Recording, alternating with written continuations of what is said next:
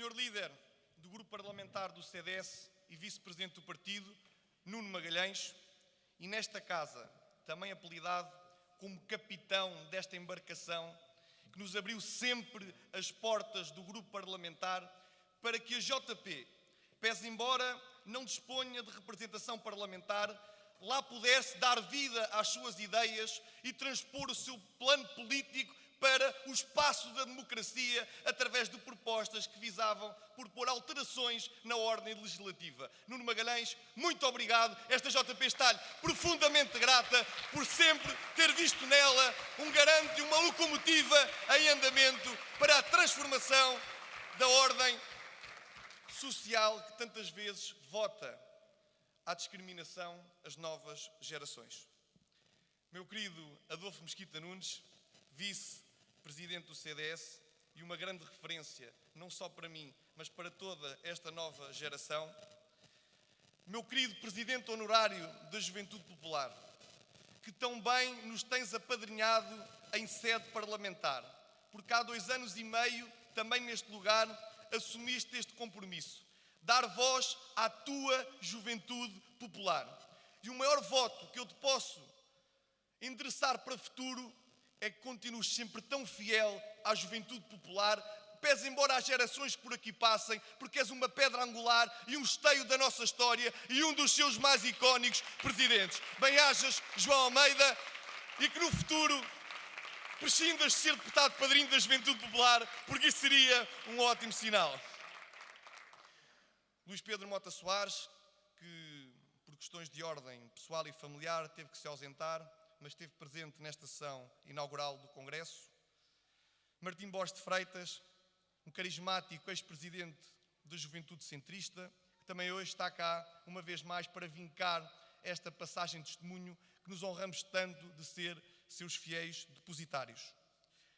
Meu grande amigo e uma referência desde a primeira hora que eu tive na Juventude Popular, António Carlos Monteiro, deputado do CDS, também com um lastro e um currículo na JP que nos servem certamente de inspiração, porque esta acaba por ser a sua casa-mãe, a que nunca deixou de sorrir e piscar o olho.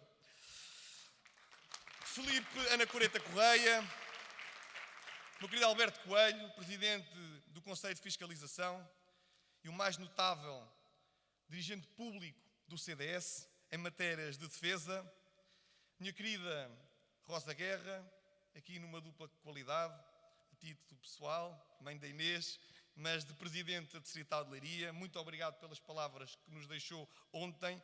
Vemos em si também uma pessoa da nossa geração.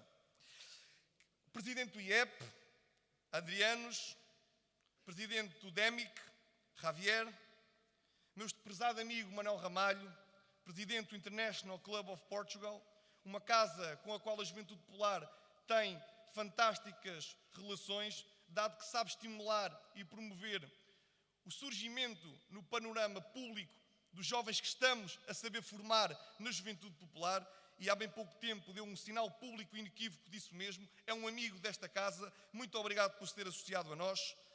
O Carvalho, presidente do CNJ,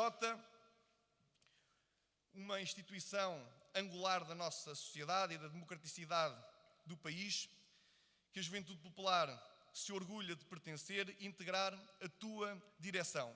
És um dos líderes da nossa geração e connosco sabes que poderás sempre contar e voltas sempre que quiseres, porque as portas estão escancaradas para ti. Outra das referências da nossa faixa etária é o João Pedro Videira, presidente da FAP, com quem já tivemos a oportunidade de reunir para discutir as chagas sociais que afetam as novas gerações estudantis no âmbito do ensino superior. Quero cumprimentar, porque nos congressos da Juventude Popular seremos sempre institucionalistas, as outras juventudes partidárias aqui presentes. E gostava de deixar um recado, que todas elas possam seguir o nosso exemplo. Bem-haja o representante da Juventude Social Democrata, bem-haja o representante da Juventude Socialista.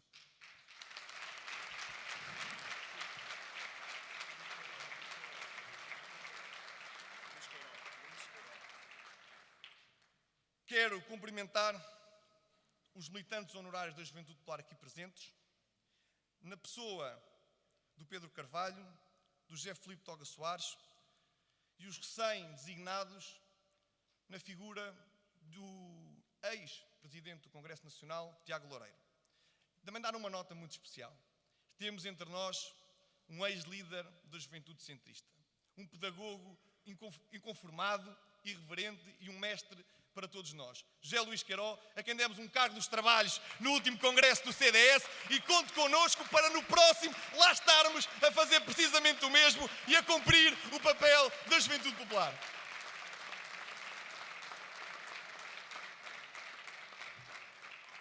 Quero cumprimentar a minha família, a minha mãe, o meu pai, os meus irmãos, João e Nuro, porque nestas lides da política e sob o signo da exigência, são sempre, irredutivelmente, os mais prejudicados, mas que nunca me faltam no suporte e no apoio que é tão necessário para elevar e revigorar o estado anímico na política.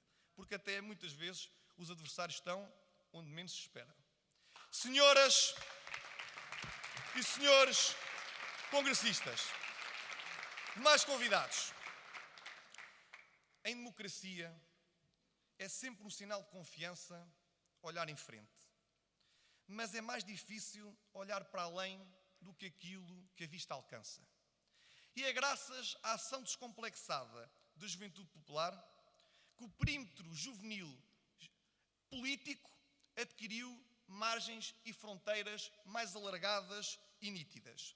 A juventude popular conseguiu romper a idade do centrão e alargar o espectro à direita popular, social, democrática e moderna. Desapertou-se o colete de forças, que foi ao longo de décadas maniatando os jovens, que ao refutarem o socialismo, acabavam radicados e barricados no seu espaço sucedâneo, o da social-democracia. Mostramos que em Portugal os jovens não estão resumidos apenas a duas opções: ser muito socialistas ou pouco socialistas. Há uma terceira via proposta por estes jovens que hoje aqui estão reunidos e que a inauguraram de forma tão convicta e veemente. Há um corpo jovem que não se define por aquilo que aceita do socialismo, mas pelo que planeia fazer diferente dele e o afirma de forma absolutamente descomplexada.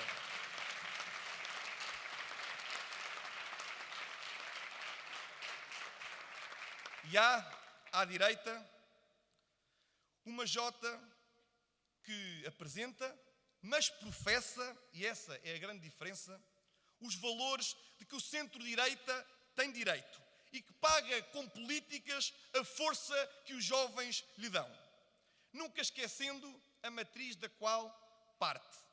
Uma matriz social cristã que coloca a liberdade no eixo das reformas, o homem como centro gravitacional do projeto político, mas não abdica de uma visão conservadora da sociedade, das instituições, da sua cultura, das tradições e da universalidade espiritual que encerra a ideia de país, de pátria, que é Portugal.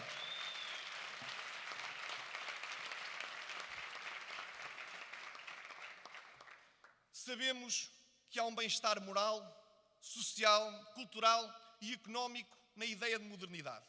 E é para lá que a nossa bússola aponta. Porque quem não tem objetivos, todos os caminhos estão certos. Ora, um dia, ao jeito de uma cantora pimba, pisca o olho à esquerda, muda a liderança, pisca o olho à direita e quer ser tudo ao mesmo tempo e tudo e o seu contrário e, no final de contas, apresenta uma proposta fraudulenta às novas gerações.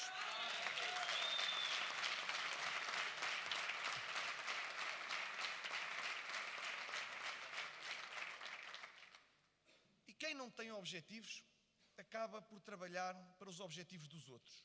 E aqui sejamos muito claros. Agostina Bessa Luís dizia que a ignorância face aos nossos desígnios é a nossa liberdade.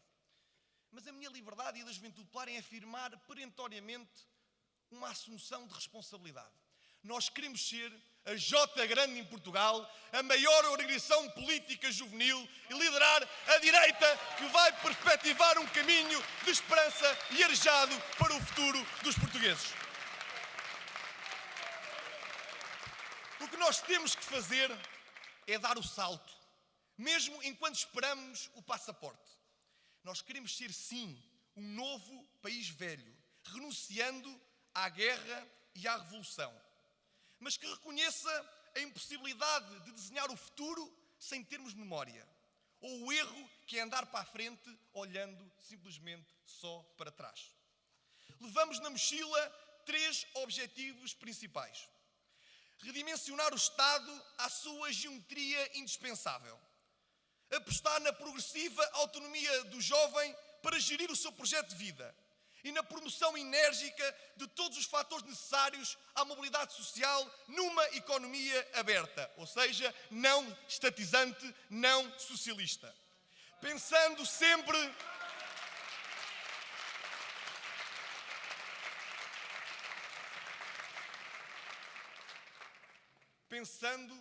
à direita, estando presentes no centro da sociedade, estamos investidos da vontade de mobilizarmos os jovens a tomarem parte numa força alternativa maioritária, que seja confluente a conservadores, democratas cristãos e liberais, mas não só, aberta e alargada a todas as pessoas de boa vontade que não se revêem na República do Socialismo que está instalada em Portugal.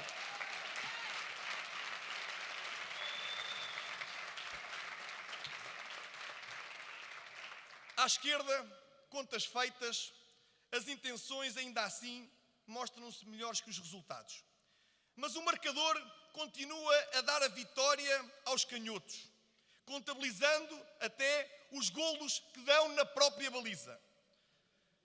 Mas a verdade é uma: a esquerda não pode apenas medir o seu barómetro de popularidade em urnas. E esta é a grande mensagem que a direita e a sociedade civil têm que assimilar. A esquerda vence esta batalha quando convence cada um de nós que a cada 10 euros de gasolina é pacífico entregar 6 euros ao Estado.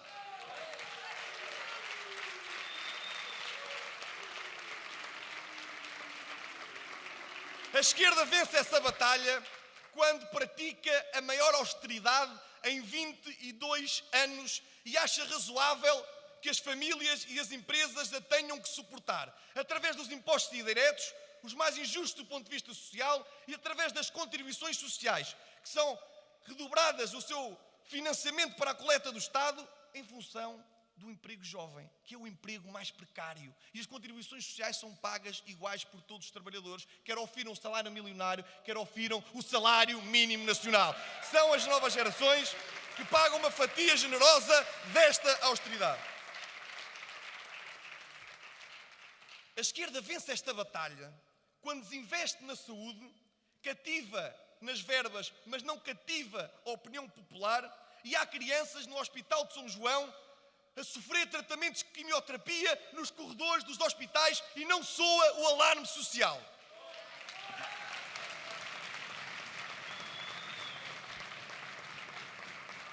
A esquerda vence esta batalha quando convence as pessoas que devem acreditar mais no Estado e o que ele faz com o nosso dinheiro do que em si próprias e naquilo que decidem fazer com ele. A esquerda vence esta batalha quando o Estado gordo e pesado falha nas suas funções essenciais, como na proteção do ser humano. E se admite que um primeiro-ministro diga, depois daquelas tragédias, que as pessoas têm que se habituar a ser mais resilientes. A esquerda vence esta batalha quando se banaliza o roubo de armas no quartel, mas já se ouve o Presidente da Assembleia da República muito indignado com o que se passa num clube de futebol.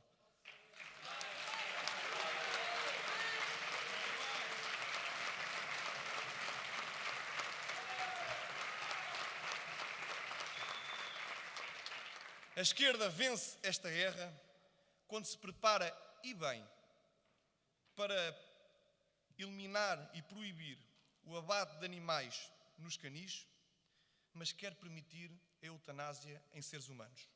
Ou até quando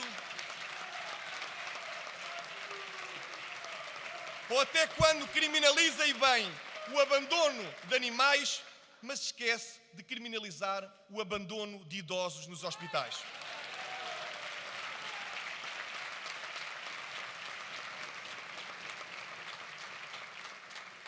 A esquerda vence esta batalha, pasme-se, quando quer escolher o que devemos comer onde devemos estudar e quantos homens e mulheres é que devemos apresentar nas listas dos partidos políticos, e nós acatamos sem discussão esta ideia. A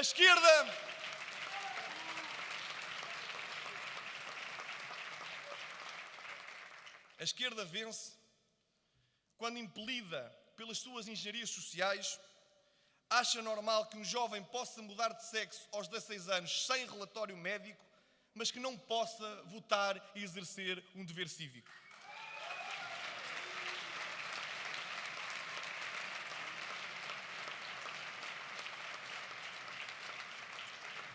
A esquerda vence quando se alimenta do aparelho do Estado, à la César, quando cria Voldemortes dentro dos seus próprios partidos, Voldemort, aquele cujo nome não pode ser pronunciado, e ao mesmo tempo aprova uma lei de financiamento dos partidos que é injusta, é imoral e é indecente numa democracia.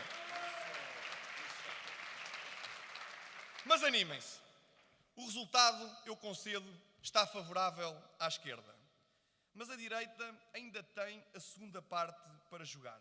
E eu acredito na remontada, porque temos muitos bons jogadores na juventude popular.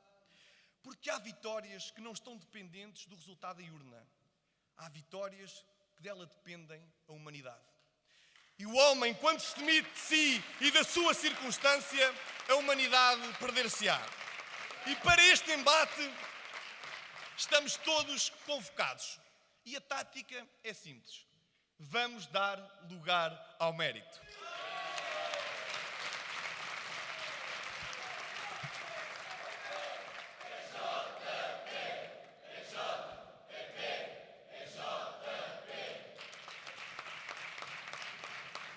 E alguns perguntarão, o que é isso de dar lugar ao mérito?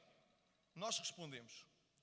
Dar lugar ao mérito é rejeitar a brutalização da classe média e os novos operários de colarinho branco, que vivem para trabalhar em vez de trabalharem para viver.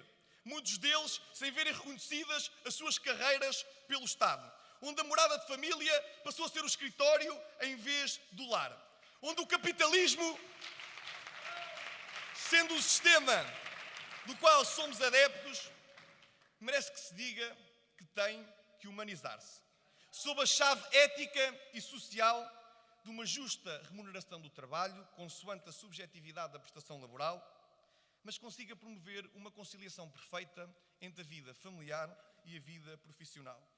E as profissões liberais, que são estudadas como paradigma de futuro do emprego, merecem uma maior proteção social e laboral, pese embora as esquerdas não reconheçam a sua existência. Mas ao afirmarmos os princípios da liberdade, da produtividade e da mobilidade no emprego, não nos esquecemos de reforçar os seus mecanismos de segurança de trabalhadores e famílias. E a Juventude Popular esteve no Parlamento a apresentar este pacote de medidas. Dar lugar ao mérito é encontrar o retorno para o investimento na formação académica. Porque a escola e a academia têm que confirmar um estatuto de oficina da humanidade e de elevador social, que formem bons profissionais para o mercado e que não estejam divorciados dele. Mais autonomia para os diretores escolares, mais liberdade de escolha das famílias, mais exigência, uma maior dignificação da dignidade dos professores, uma diversidade e concorrência, uma verdadeira igualdade de oportunidades. Um Estado que não seja monopolista e dono da educação.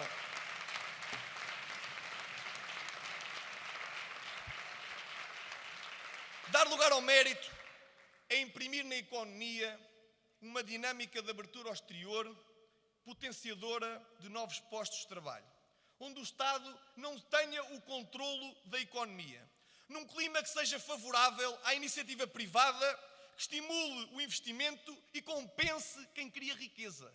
E ao contrário, que não desincentive a vontade de criar aforro e de acumular poupanças. E aqui um dado em particular.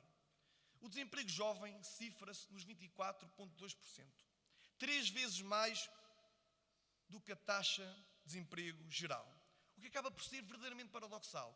Como é que a geração unanimemente rotulada como a mais qualificada de sempre é aquela onde as oportunidades rareiam e são cada vez mais escassas?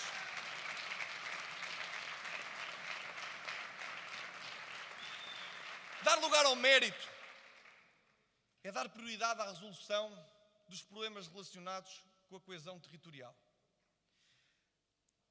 Infelizmente, nós verificamos que antes do problema da coesão territorial, seria inteligente cuidarmos de outro flagelo, a emancipação jovem, que se deve ao seu fraco poder económico, que reduz a sua liberdade e aumenta as suas dependências. Há um SOS, papá e mamã. O apoio é até cada vez mais tarde dado pela família. Os jovens adiam indefinidamente os seus planos, aquisição de habitação, casamento e constituição de família.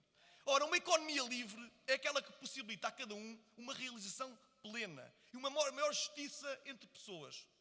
Logo, temos que reivindicar uma proteção social para os grupos mais desprotegidos, onde se encontra, infelizmente, a nossa geração. Porque se assim não for, o homem torna-se uma peça de engrenagem, uma força anónima numa economia e num mercado dos humanos sobre os quais perdeu o seu controle. E dar lugar ao mérito, sim, aí vimos a coesão territorial. Porque um jovem, independentemente das circunstâncias de onde é oriundo, não deve ser privado de todos os mecanismos de suporte para vencer na vida e poder realizar os seus sonhos.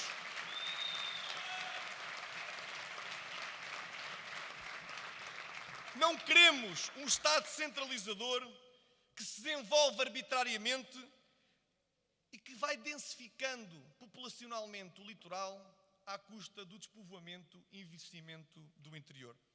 Dar lugar ao mérito é repensar o sistema de segurança social. Porque a promessa de que os jovens, ao iniciar uma vida profissional, terão pensões semelhantes à das gerações anteriores, é uma mentira, é um engodo, é um engano. De acordo com os estudos, em 2060 teremos 307 idosos para 100 jovens. Temos que combater o inverno demográfico, inverter o saldo natural negativo há 9 anos consecutivos, caso contrário, os jovens serão trapezistas sem rede. Burke dizia muito bem, uma sociedade é um contrato entre os vivos, os mortos e aqueles que estão por nascer. Dar lugar ao mérito é restaurar a confiança na política e erradicar os seus vícios estruturais, relativamente aos quais as novas gerações são as maiores vítimas. É escolher os melhores e, de uma vez por todas, banir uma ideia que vai subindo de tom e ganhando forma de que existe um cisma juvenil em Portugal, onde só quem tem cabelos brancos é que pode reclamar maturidade política.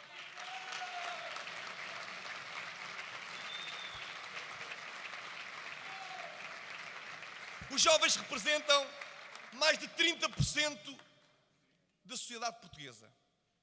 Mas parece-nos a nós existir um teto de vidro que estrangula a progressão e a mobilidade dos mais jovens.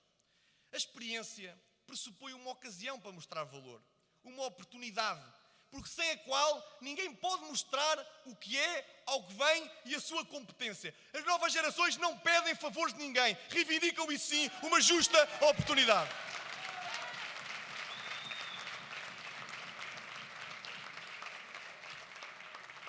E eu sei que as Marias capazes desta vida e o pós-feminismo radical, que nada tem a ver com o proteccionismo do feminismo anterior, que assim era necessário para erradicar todas as formas de discriminação perpetradas sobre as mulheres, está na ordem do dia, no mainstream, no popularucho.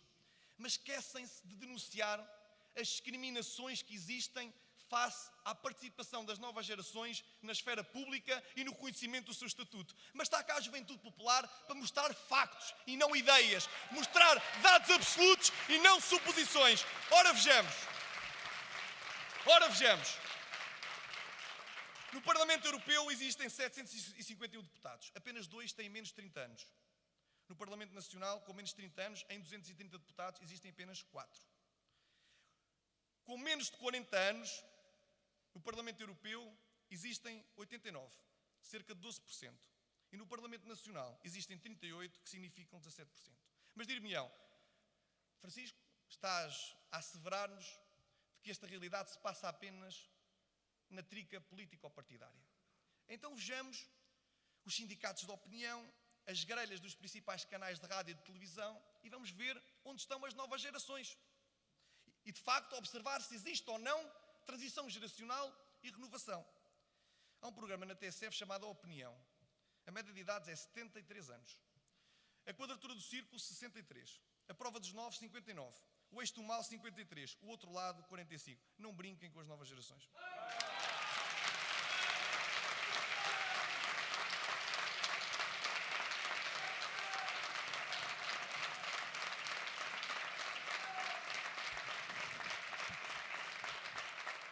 Outro dos problemas é, sem dúvida, a necessidade de banir a corrupção do sistema político e acreditar mais no poder dos valores do que nos valores do poder. E encetar um ataque cerrado ao bloco central de interesses e à bolha do clientelismo promovida por um binómio partidário. Hoje, em Portugal, nós temos políticos presos. Antes do 25 de Abril, tínhamos presos políticos. Esta é a grande diferença. E Portugal, pasme-se,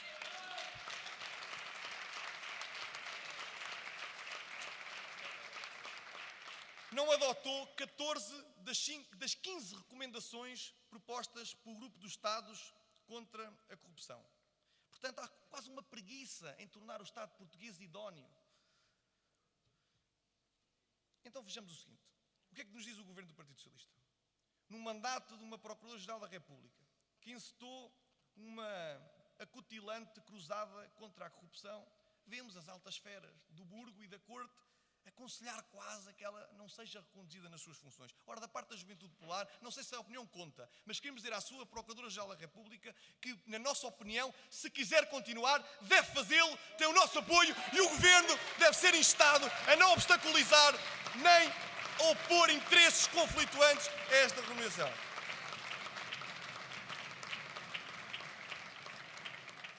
E dar lugar ao mérito, na nossa opinião, é atribuir um caráter inviolável ao valor transcendente da vida. O ser humano não é um amontoado de células. Sim, queremos investimento na saúde e na rede de cuidados paliativos. Não à cultura de morte. Não ao descarte dos mais vulneráveis. Não à morte como solução para a vida. Sim ao tratamento do sofrimento. Sim no apoio aos mais frágeis. Sim na defesa da vida. Sim na defesa da dignidade. Sim na dignificação da medicina e no juramento de Hipócrates. Sim, sim pela vida.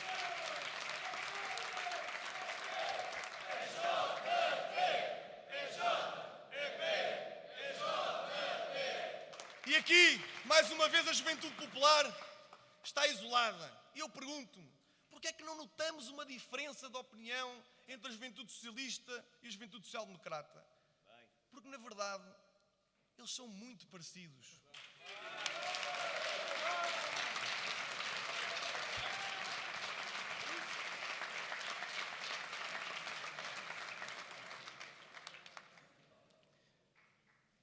E agora um tema relativamente fraturante.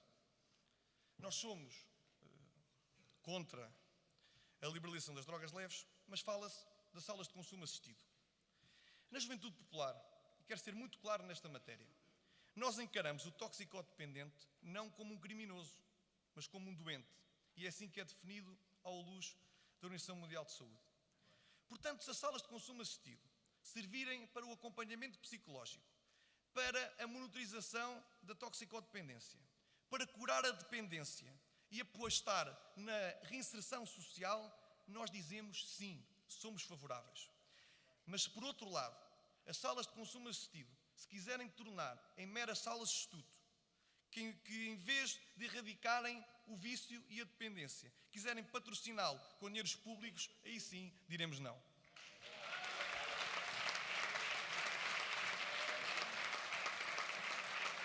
Dar lugar ao mérito é eliminar o politicamente correto do discurso político.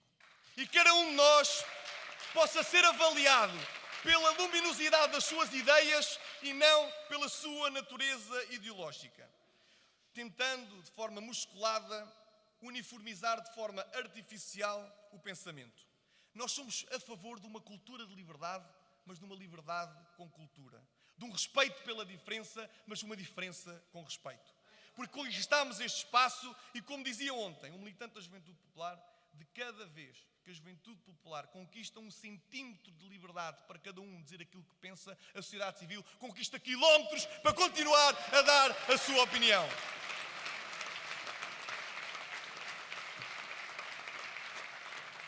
E é assim que vamos, enquanto houver estrada para andar, caminhar, rejeitando o conformismo sem ideias e uma modernidade sem valores.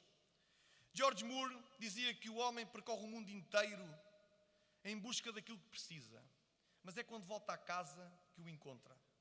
E é vendo o partido através do mundo, e não o mundo através do partido, que nós temos que construir um país melhor.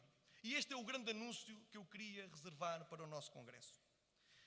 A Juventude Popular irá iniciar durante um ano aquilo que nós vamos chamar a edição de um livro, em vez de branco, azul, que se designará Ideias que Fazem um País. Isto podia ser só um chavão, mas será uma realidade. Nós vamos procurar reunir um conjunto de individualidades que foram escolhidas e que já aceitaram o convite para desenhar políticas públicas a 10, 15 anos. Iniciado no dia 27 de maio de 2018, que terminará no dia 27 de maio de 2019. Fim do qual entregaremos estes contributos ao Adolfo Mesquita Nunes, coordenador do programa eleitoral do CDS, para que, de acordo com o seu julgamento, entender ou não vertê-los no programa político do CDS. E de que forma é que nós estruturamos este trabalho? Definimos-lo em 7 áreas temáticas. O número místico. E eu reivindico tantas vezes. Sim, queremos a participação das novas gerações e a sua representação. Mas na Juventude Popular nós sabemos que precisamos de aprender com os mais velhos, aqueles que têm mais experiência, que têm mais valor, que têm um percurso que pode ser um farol de sapiência e de ensinamento para a verdade que nos falta. Porque uma sociedade será tão mais justa quando for capaz de fazer um equilíbrio entre mais velhos e mais novos. E não uma que promova só os mais novos ou aquela que estimula apenas os mais velhos. E então, eu passarei a anunciar o grupo Ideias que Fazem um País. Família, emprego e segurança social. Da parte da Juventude Popular designamos Bernardo Almeida, da Sociedade Civil, Bagão Félix.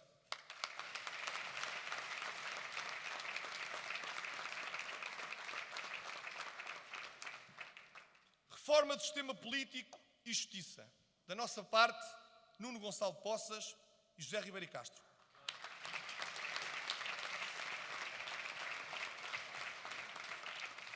Educação e cultura. Ricardo Lima e Vasco Polido Valente.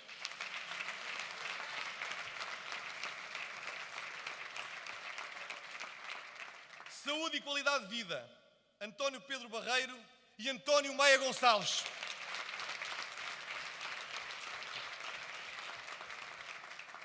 Economia, finanças e coesão territorial, Francisco Garcia e Henrique Neto.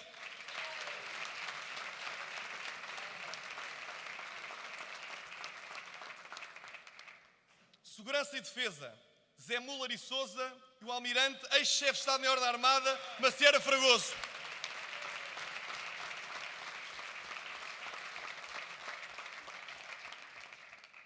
Agricultura, ambiente e energia, Lopo de Carvalho e Miguel Moreira da Silva. Estes são os nomes vetustos que servirão de mentores, orientadores e guias neste trabalho, que terá os seus frutos e verá a luz do dia. É por isso que dar lugar ao mérito não é deixar alguém entregue à sua sorte. Pelo contrário, é permitir que o Estado renove a sua autoridade, refugiando-se nas suas funções de providência para estar mais próximo dos cidadãos e conseguir realizar uma coesão social. Essa é a liberdade que, na nossa opinião, nos permitirá conceder a lei do retorno na vida. Um mecanismo de ascensão onde cada um receberá de acordo com a qualidade daquilo que oferecer. A JP, em conclusão, continuará a sua ímpar intervenção política, sendo crível que continue a conquistar cada vez mais jovens e hoje em dia já somos mais de 21 mil filiados. E manter-se-á erigida sob uma atitude moral, responsável, assente na justiça, na verdade, no humanismo cristão e no mérito. Já construímos uma geração para Portugal. E ontem, no nosso Congresso, de forma unânime e aclamatória, decidimos que vamos liderar gerações. Não só a nossa, mas gerações inteiras de portugueses que confiarão na juventude popular. Este é um ponto sem retorno. Vamos em frente, com confiança, acreditando em Portugal e nas novas gerações. Um dia o CDS governará Portugal. Viva a juventude popular! Viva o CDS! Viva sempre, sempre Portugal!